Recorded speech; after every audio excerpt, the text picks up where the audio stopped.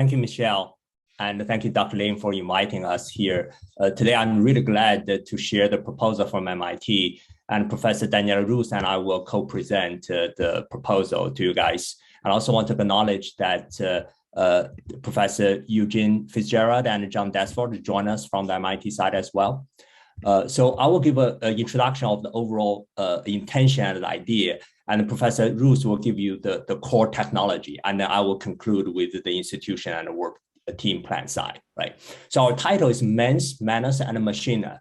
Manus and Manus is the MIT module on minds and hands, but we are introducing the machine to the mix and look at how AIs will empower people, institution, and cities.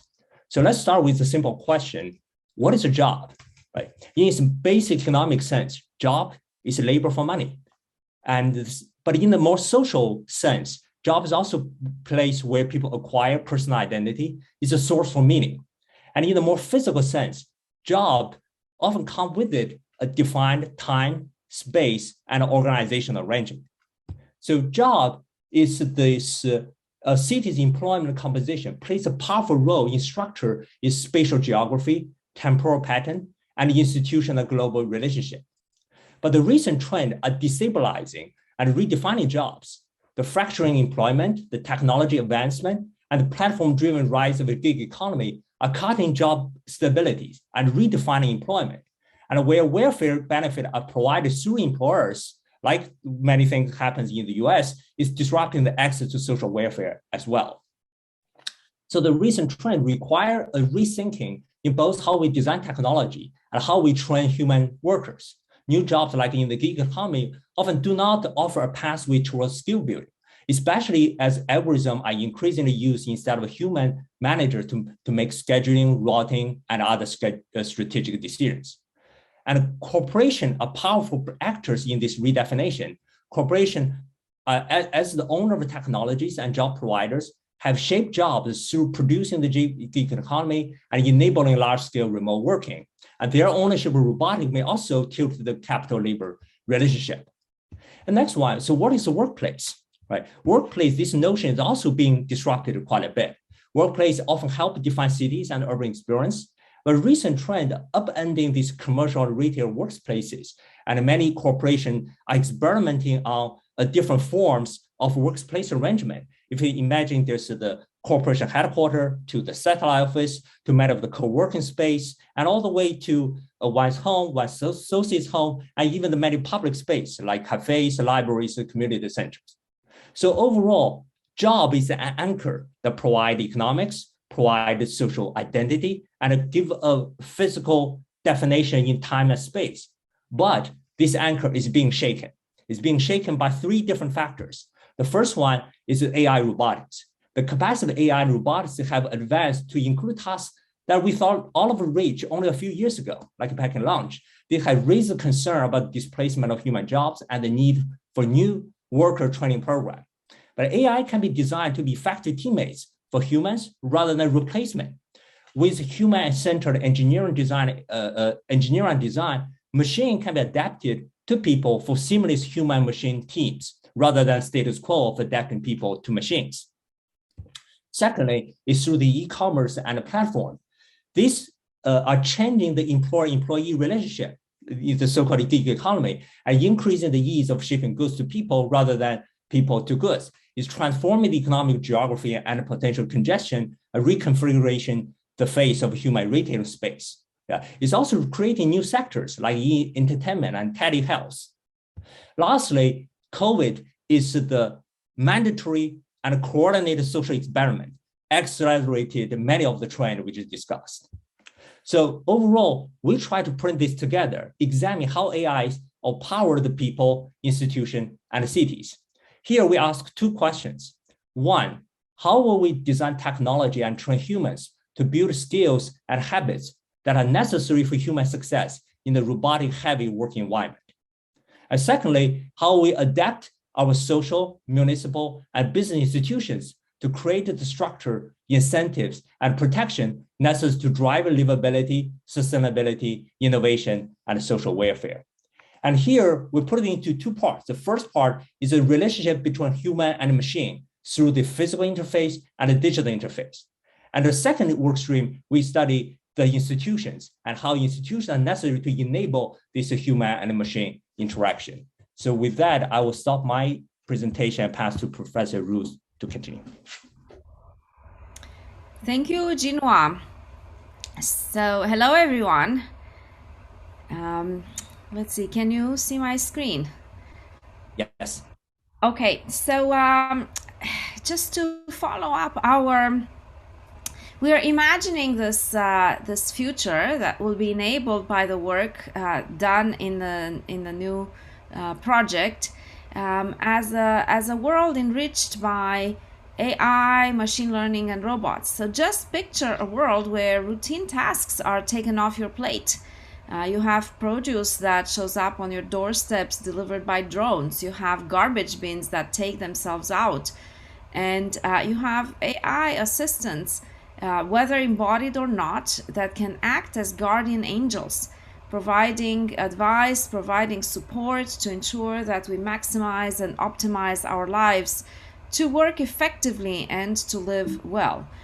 And this is the vision that leads to a world with advanced machine learning, AI, and robots, and new capabilities for cognitive and physical services as part of smart organizations that support the individual and the city and the workplace. I mean, in some sense, we imagine the digital world as an extension of every citizen, augmenting their senses, using embedded sensors, and guarding the aspects of the work and of life. Now, to reach this, to make progress in these directions, we have identified several areas of research where advances will make a difference to the future of work. The first theme is to develop intuitive human-machine interfaces. So right now, we adapt to the machines we use. But what if we got machines that could watch us, model us, understand how to intervene and how to become our most supportive teammates? Well, that's the idea of this thrust. We expect that we will establish these capabilities by developing new interfaces, by developing AI-based activity modeling and recognition algorithms, by interpretable AI decision making, and by developing coordination algorithms. And this is a future project, so we haven't actually done this work, but to give you a flavor of what these techniques might look like, I would like to share with you some very preliminary studies where we are looking at how machines and people can work together. So in this case, we have a human worker that is trying to teach a machine to help in a cable installation task, and handling flexible objects is very challenging for machines, both from a manipulation point of view and from an action point of view. And so here's the human worker that's enhanced with some sensors. The bracelet that the human has is a sensor and an activation device because it senses muscle activity. And the worker has done this training of the machine first by demonstration, and then watching the machine, the worker can intervene when the machine makes a mistake. Another possibility is to imagine including smarts in the everyday objects we carry with us. So here's a result right off the press, and we just submitted this paper last night around this time, where we're looking at how we can use gloves, smart gloves enhanced with sensors and computation to, in this case, to learn sign language. But imagine how much we can do to connect people and machines using instruments like this glove.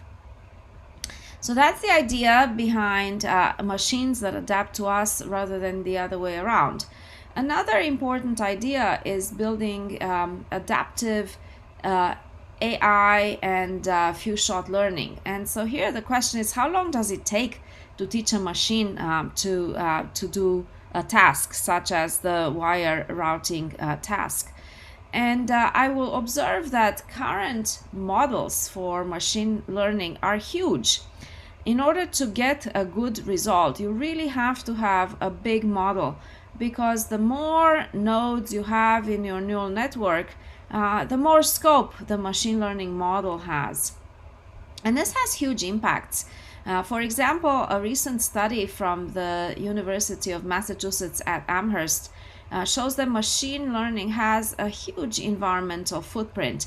Training an average size machine learning model releases 626,000 pounds of carbon dioxide in the atmosphere. This is equivalent to the lifetime emissions of 5 cars. And so it's really a matter of being responsible for developing the field and for the planet to come up with new ideas that improve the speed and the effectiveness of machine learning.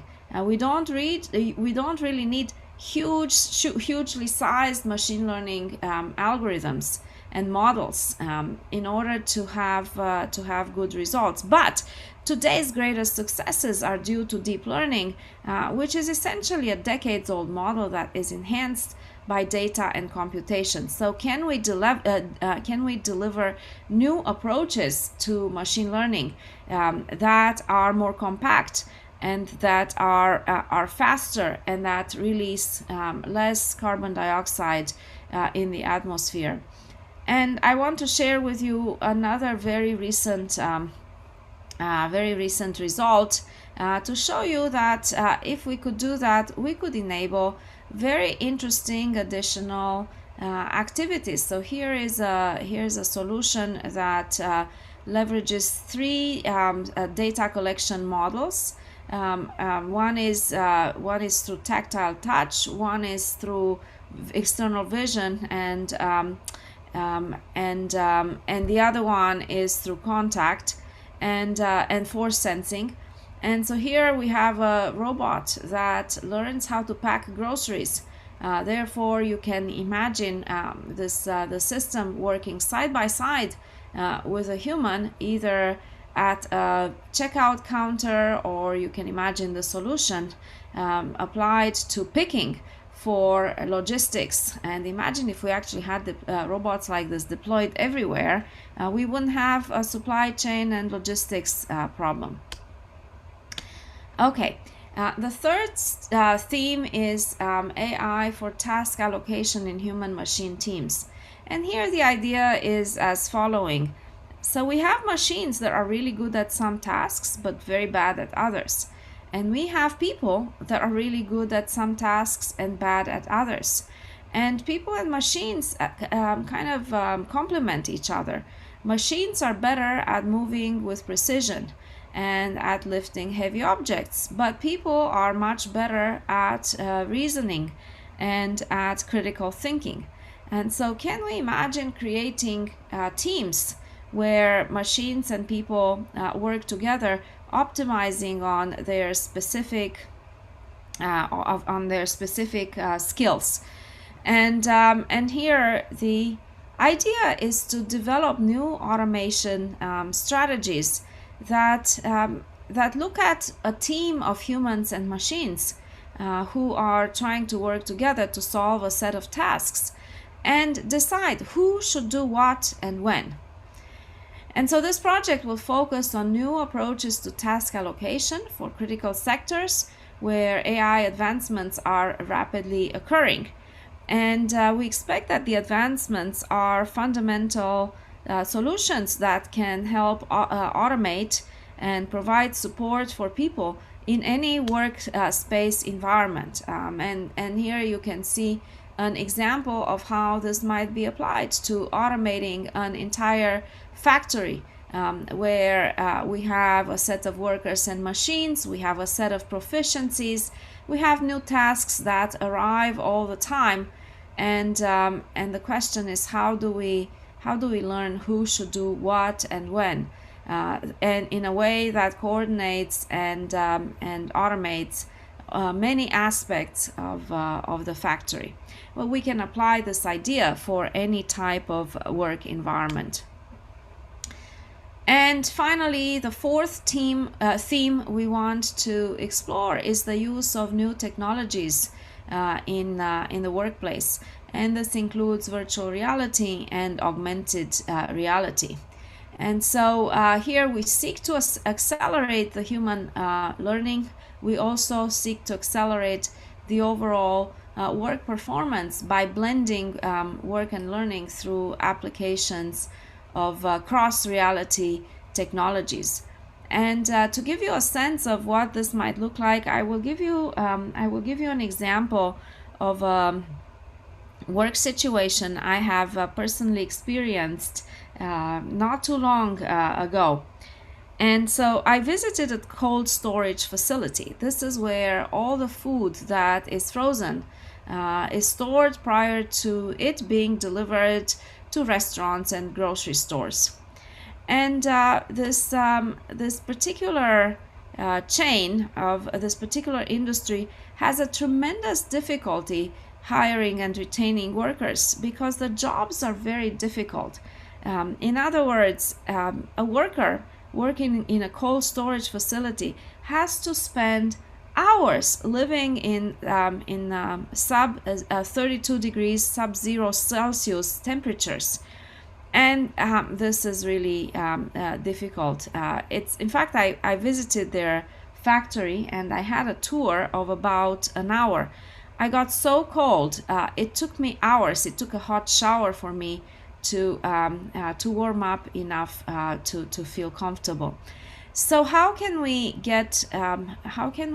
create human-machine support for places like this? Can we imagine putting the humans outside of the actual cold storage facility and using virtual reality to coordinate and to task robots on what to do? And here we did a very preliminary pilot study where we looked at the possibility of using virtual reality to drive a robot from the distance.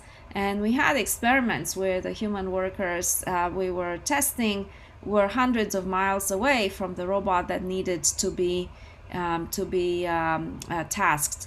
I mean, the challenge here is that when people try to control robots from the distance, the people actually have to think of a robot as an external object and imagine how that robot operates and then learn the kind of motions that make the robot do the right thing. The motions are not really natural.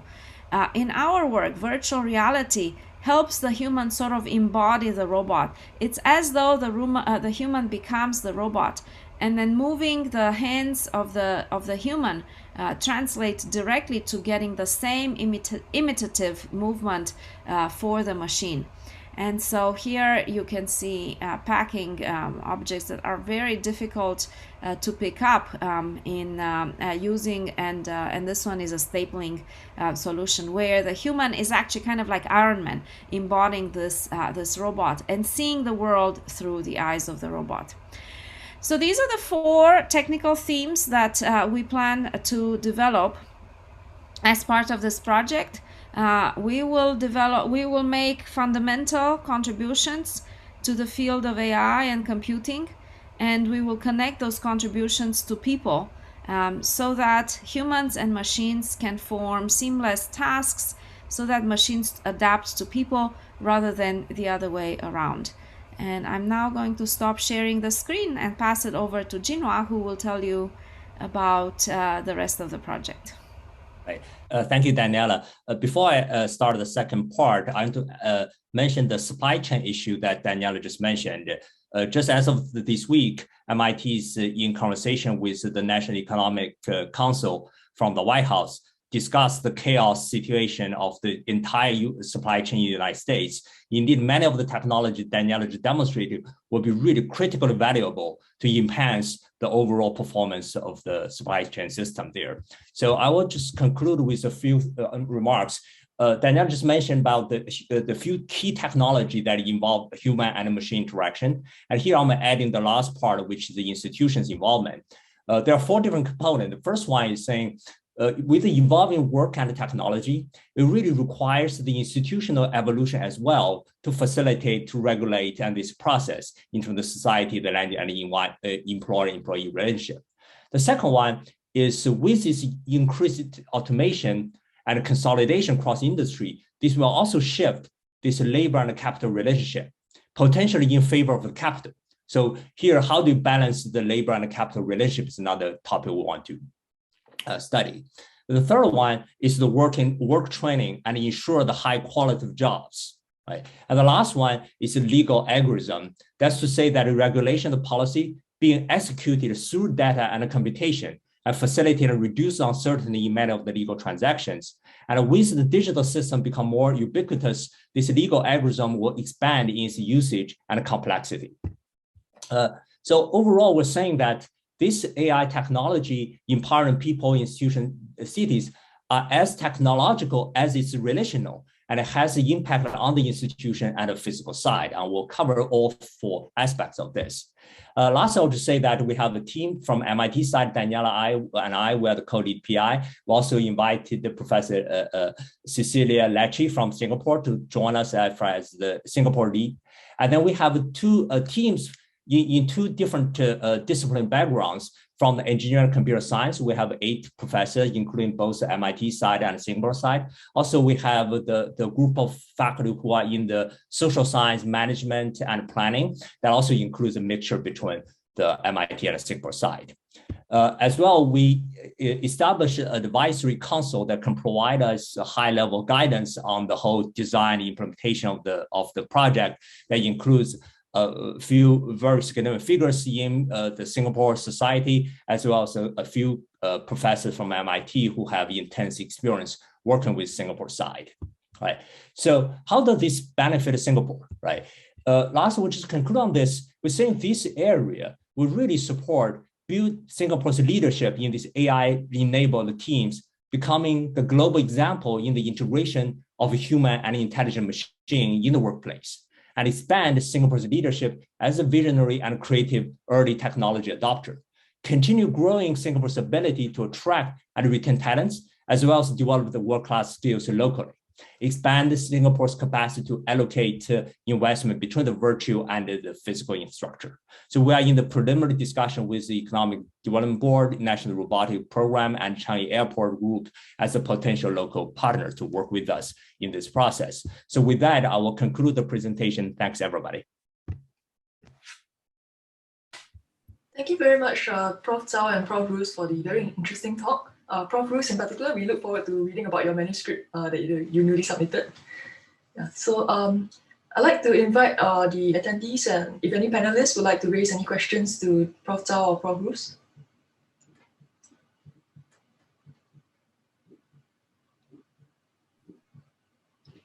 Perhaps I'll begin. Kiang Wee here. Hi, Daniela and Jinhua. Thank you very much for your presentation. I think from the Singapore NRF research community in particular, I think we're quite familiar and reasonably comfortable in trying to see the connections with the technology side of things. And the intriguing part of your idea is how to bring in the relational and institutional bit. Can you help us a bit by expanding on, this is particularly Jinhua's part, what types of projects might be part of that relational institutional bit, and where the synergies might be with the more technical parts of things, right? So the technical parts of things, I think we can see the power and the potential for that. But the institutional relational bit, what does research there consist of? Thank you. Yeah. Thank you, Dr. Lin. That's a very challenging question, but I will have a take it first, and then please, Daniela, join me on this. Let me give you two examples. The first one is this a capital labor relationship, right? For that, we have Professor Jason Jackson joining us, who's trained as a political scientist who are interested in this area. And let me give you an example of many of the technology innovation get delayed in the United States, not because of the technology per se, but the lack of embracement from the society. For example, in these supply chain issues, when we talk the port, the trucking, the railway system, we have the technologies, but we got a hard time to implement them. Many of them due to the fact that the workers are not supportive of this technology, right? So Professor Jason Jackson really studied this employer-employee relationship, tried to design a mechanism so that the new technology can be empowered with the worker and a different stakeholder in the whole process, all benefit from this, right? That's really important because if you look at the Los Angeles port or Long Beach port, their efficiency is about 1/3 of the ones in Singapore, in Shanghai, etc. Right? US have the technology, but because of the lack of the attention to this particular labor and capital relationship, we just cannot implement it very well, right? So that's one example we try to introduce and bring it so that the technology and the worker relationship are resolved in the constructive way, right? That's the first one. The second one is the legal algorithm. That's where we invited Professor Sandy Penderland as a part of the team to discuss. The idea is so far the computation and the legal argument has been developed as independent industries, but more and more the two are actually interacting with each other in the sense that many of the government policies are effectively introduced and enforced through data and algorithm, right? So the computation becomes the media to introduce policies. Here, Professor Penderland has been working on this a while, and he has his computational law group innovating in this area. For that, I think this is with more and more digital technology introduced into the society, this legal algorithm will have a more complexity and expansive usage of it, right? That's the two examples I want to give. Daniela, feel free to add any additional thoughts on this. Yeah, so it's very interesting because the world is shifting so fast, and there is this and we make technological advancements really fast, and so the question is what happens at a more organizational or societal level with these advancements, because technology permeates society only if it is accompanied by the right rules that ensure that the technology is deployed and that the technology is can have positive impact.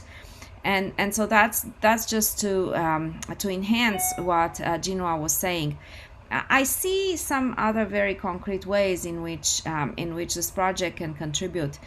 So at an organizational level, technology, and in particular AI and machine learning, can support decision makers cognitively, can provide better analysis and visualizations and scenarios for the future that will help the decision makers make decisions about how to move forward. The other example I want to tell you about is in some sense the fact that we develop technology with certain objectives in mind. How can we use tool X to get more efficiency in task Y? We ask this question a lot.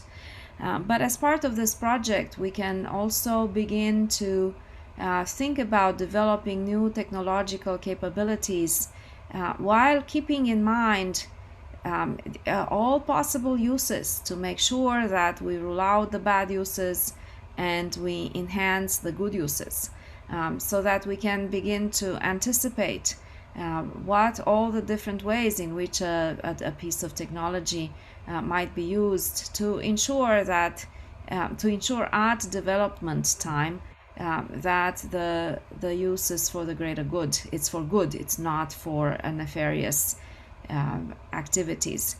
And so, I mean, in some sense, I just wonder whether we could begin to promote a philosophy of developing technology that is by default certified to do good, something like that. But of course, it's a research project, so these are ideas that if we have the opportunity to develop them as part of this work, we would have sharper answers for you in a year's time. Thank you very much, Prof. Rus and Prof. Zhao. There's one more question from our attendees from Prof. Costas Manus. Prof. Manus, would you like to ask your question now? Yes, thank you. Thank you for this very interesting presentation. Since I happen to be directing a center that does information technology in the interest of society, I have to ask a little bit of a loaded question. In our efforts to develop technology that will be used by default for the good, the biggest challenge that we face is not the technology itself, but rather to find ways to drive it through the user experience or through societal experience. So partnership with the users, targeting the users in society has been challenging but rewarding. And I want your thoughts on that, on how you could drive that.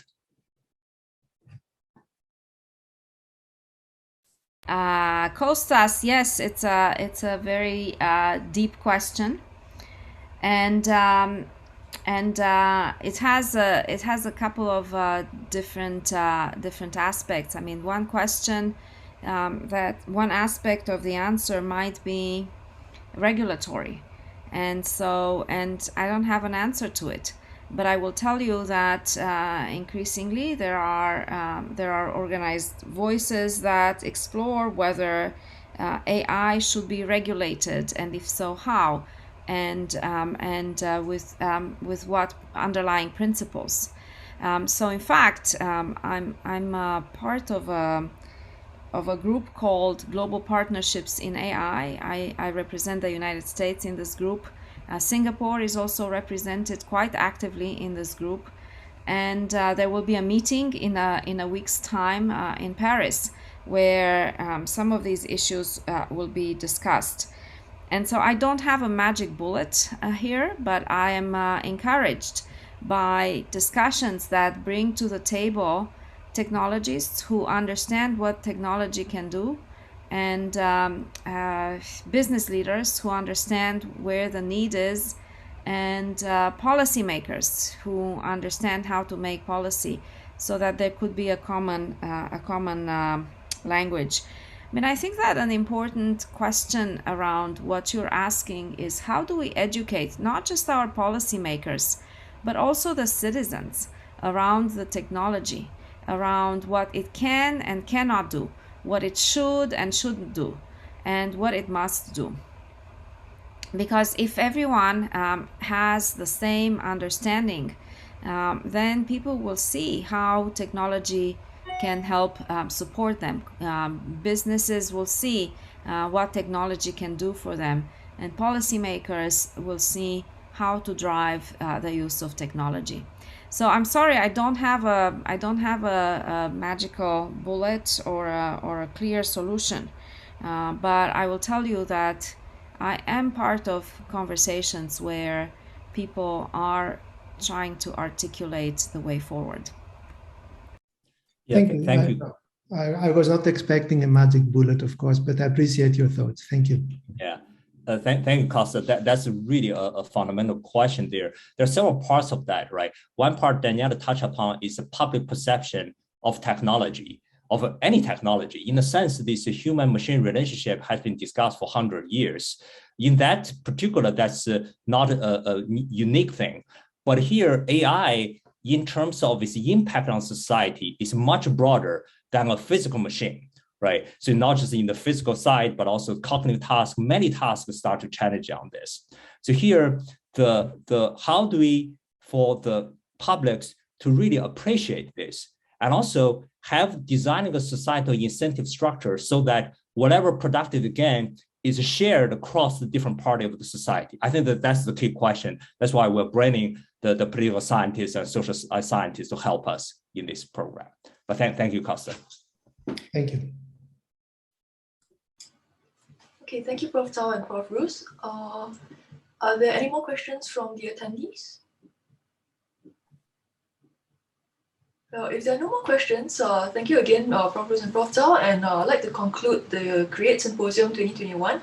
Thank you, everyone, all the panelists and attendees for joining us today, and I hope you all enjoyed the presentations. Thank you and goodbye. Thank you. Thank you.